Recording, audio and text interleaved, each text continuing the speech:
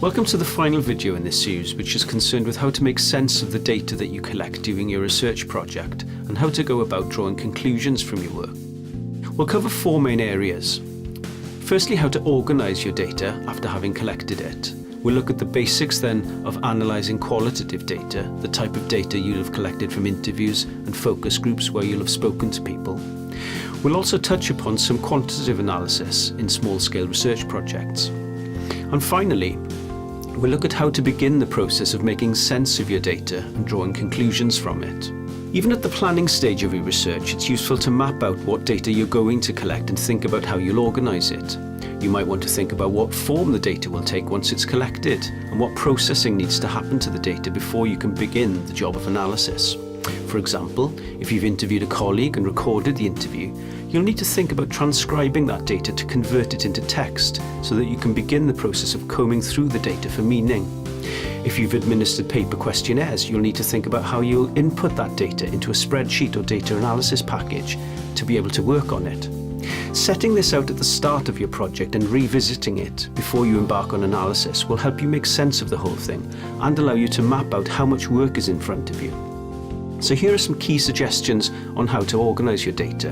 You might want to note down the method that was used to collect it, from which participant groups it was collected. Perhaps make a note of what form the raw data is currently in, so that you can anticipate any work that will need to be done to make the data suitable for analysis. The data type, is it qualitative or quantitative? Think about what form it will need to take during the analysis phase. And the final form that the data will take in your report. For example, will you use quotations, graphs, pie charts and so on. One final point on this slide, some researchers find it useful to keep a memo of their thoughts during the analysis phase, a memo of your ideas and emerging interpretations so that you don't forget them and that you can develop your ideas as you progress through the analysis. Qualitative data can be straightforward to collect but difficult to analyse, and reading around the field you'll see that there are many different procedures and conventions that different researchers use to analyse qualitative data, not to mention differing terminology sometimes. The methods of analysis we're discussing sit within methodological frameworks that we discussed in video 3, where you will have already undertaken an evidence and literature review and already have clear research questions. As with methodology, the best advice is to read around until you find a model of analysis that suits your data and your research questions. But there are, very broadly speaking, a number of key phases which are generally common to most forms of qualitative data analysis. Processing the data, converting it into a form in which it can be analysed. This normally involves transcription of recordings into text. Coding, highlighting key themes in your transcripts which relate to your research questions and then grouping these initial themes later along common broader themes. Identifying those broader themes or categories. This process will often involve grouping broadly common codes together under more general headings. These categories can be developed through exercising your own interpretation of which pieces of data and codes belong together and share a common theme. Drawing out conclusions and building your ideas, the final phase will involve interpreting the broad themes, drawing conclusions and building ideas and theories on the basis of the data. When you get to this phase of the analysis, your theories may well be variously complex and abstract. Moving on to quantitative analysis, it's impossible in a short video like this to begin to get to grips with the subject in detail, but here are a few key suggestions on how to proceed if your project does contain a quantitative element. But first I should say that this video is primarily aimed at small-scale practitioner research projects, which are concerned with making sense of a concern or issue, sometimes within a single context of educational practice. And very rarely do such small-scale projects aim at generalizability, extrapolation of findings beyond the context, or any sort of replicability.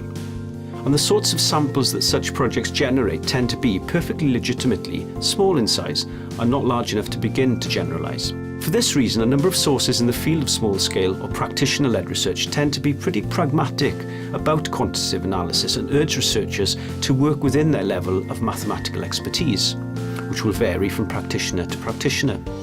It's also suggested that contextually meaningful conclusions in small-scale research can often be reached using fairly basic mathematical and arithmetic procedures. The point is not to over-interpret or over-attribute or claim any generalizability that was not built into the sampling or analysis processes. On the other hand, if you are looking to embark on a more technical project, which could lead to more generalizable findings, or which seeks to draw firm correlations between, say, an intervention and learner outcomes, for example, you will need to build into your design careful thought about things like your sampling strategy, the validity of your research instruments, and the forms of analysis which will support your conclusions. If you're not a specialist in this area, there is some general reading that can help to get you started. Moving on now to how to make sense of your data, and if you're planning a project, how to ensure that you build into your research design opportunities to challenge your emergent findings in order to give you more confidence in them. Many practice-based researchers will collect data in a number of forms, for example, qualitative data from interviews and focus groups, quantitative data from structured observations and surveys.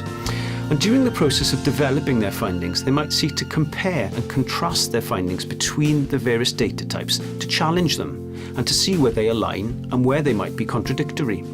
This is a commonly used technique, sometimes called methodological triangulation, where findings from different methods are used for the purpose of comparison and contrast, and to ensure that the findings themselves are not just a product of the method used. During the planning phase, opportunities for this sort of triangulation of findings will need to be factored into the research design and built into the combination of methods used. By the time you've completed your analysis, you may well have firm ideas about what your data and research project is telling you. If you've kept a reflective diary, conducted your analysis, memoed your findings during the analysis phase, it may be that you've begun the process of making sense of what you found. In such cases, this is good, but do keep challenging your findings against the data. And if you find that your original prediction or gut feeling was wrong, this is okay. This is how we gain new insights. By the same token, having done all of the above, you may still be struggling to make sense of things and may not have the insight that you need to answer your original research questions. Again, this happens to many researchers. The important thing is to extract what learning you can, and there is always something you can learn.